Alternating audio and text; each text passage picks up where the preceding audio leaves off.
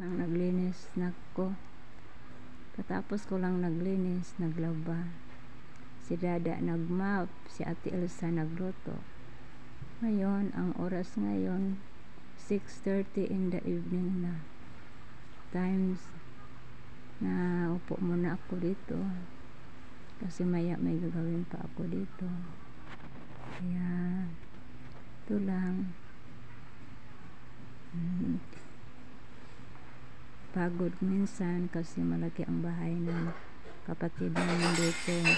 Pasalamat kami sa kanya na pinatira kami sa bahay niya. Sobrang mabait ang kapatid namin.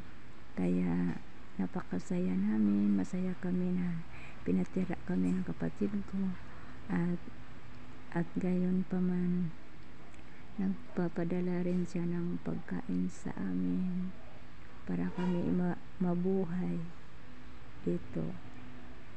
At gayon din, nagpapasalamat din ako sa Panginoon nating Diyos na binigyan kami niya ng malakas katawan.